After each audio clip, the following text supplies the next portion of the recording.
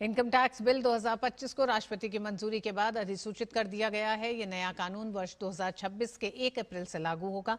ये कानून income tax कानून 1961 की जगह लेगा। नए कानून के माध्यम से टैक्स कानून को सरल बनाया गया है। इस विषय पर हमारे संवाददाता शैलेंद्र मिश्र ने सीबीडीटी के सदस्य आरएन पर्वत से विशेष बातचीत की। बीते मानसून सत्र में आयकर कानूनों में संशोधन से जुड़ा महत्वपूर्ण बिल पारित हुआ और राष्ट्रपति की मंजूरी भी मिल गई है। इन सब पर बातचीत करने के लिए हमारे साथ मौजूद हैं सीबीडीटी के सदस्य हैं आरएन पर्वत जी। बहुत बहुत सर स्वागत है आपका डीडी न्यूज में। अगर हम ये जानना चाहें कि क्या प्रमुख बदलाव हुए हैं इस नए कानून के जरिए। सबसे प्रमुख बदलाव जो हुआ है वह हुआ है कि जो हमारी भाषा थी वो काफ़ी कम्प्लेक्स थी, जटिल थी, तो उसका सरलीकरण किया गया।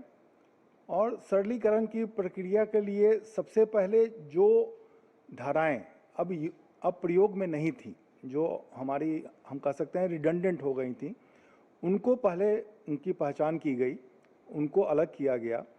फिर जो बचे हुई धाराएं थीं उनमें कई सारी धाराएं किसी एक क्षेत्र से संबंधित थी, लेकिन वो अलग अलग चैप्टर्स में पड़ी हुई थी। जैसे कि हमारी ट्रस्ट से जो भी धारा होती है वो कई सारे चैप्टर्स में थी, तो उनको इस तरह के जितने एक दूसरे से संबंधित धाराएं थीं उनको एक जगह एकत्रित किया गया और उसी हिसाब से उनको एक चैप्टर में डाला गया।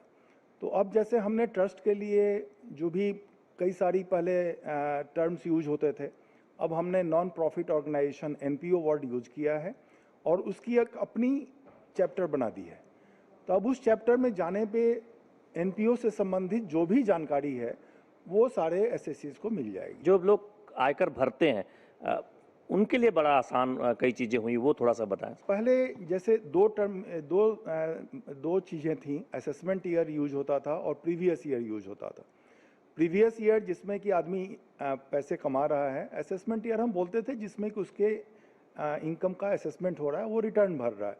अब हम इसमें कई लोगों को बहुत कन्फ्यूजन होता था, तो अब हमने इन दोनों को मिला के केवल टैक्स ईयर वर्थ यूज किया है और उसी से संबंधित सारी जानकारियां अब एक्ट में प्रोवाइड की गई हैं। जब ये विधेयक चर्चा में आया था और बहुत सारा रिपोर्ट हो रहा था, कहा जा रहा था कि इसमें जो लोग रिटर्न दाखिल नहीं कर पाए तय समय पर उनके पास भी विकल्प होगा और शून्य टीडीएस का सर्टिफिकेट मिलेगा। इस तरह की बड़ी खबरें आई, क्या कुछ है, थोड़ा सा बताएं। ये जो बिल पेश हुआ था उसमें शून्य टीडीएस हमने नहीं दिया था, यह सोचते हुए कि जब हम सामान्य से कम दर का रेट दे रहे हैं तो वो उसमें शून्य अपने आप समाहित है।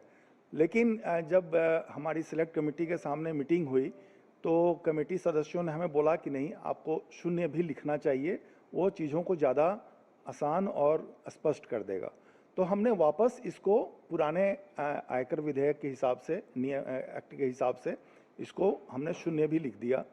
इसी तरह से जो देरी से रिटर्न फाइल होती है, बट जो हमारी समय सीमा से पहले होती है लेकिन देरी से, जो बिलेटेड रिटर्न कहते हैं, उनको भी रिफंड मिलेगा। ये भी प्रोविजन वापस ले आया गया है। कितनी धाराएं कम हुई? चूंकि वित्त मंत्री ने इस बात को बहुत स्पष्ट तौर पर कहा था कि इस बिल का फोकस है कि सरलीकरण किया जाए, पहले इससे जो धाराएं हैं वो कम किया जाए और आम लोगों के लिए आसान हो, चूंकि बहुत कठिन भाषा ना हो, सरलीकरण हो। तो अगर उस लिहाज से देखें तो कितनी धाराएं कम हो गई? देखिए, जब हमारा आयकर अधिनियम 1961 लागू हुआ था तो उसमें 298 धाराएं थी। वो धाराएं जो अमेंडमेंट्स होते गए उसके चलते वो 819 तक चली गई। तो उनमें से आज के दिन में जो हमारा नया अधिनियम आया है उसमें 536 धाराएं हैं। तो इस तरह से धाराओं की संख्या कम हो गई है। जब वित्त मंत्री ने इस बात को कई बार साफ किया है कि जैसे इनकम टैक्स एक्ट की बात या संशोधन की बात लोग सुनते हैं, लोगों को लगता है कि कर स्लैब जैसा कुछ होगा। बार बार ये सफाई दी गई कि नहीं, उससे जुड़ा ये बिल नहीं है। तो आप उस बारे में बता दें। जो भी रेट चेंज होता है, स्लैब चेंज होता है, ये सब हमारे फाइनेंस एक्ट में होता है। फाइनेंस एक्ट जब बजट आता है तो ये प्रक्रिया तो चालू रहेगी आगे भी।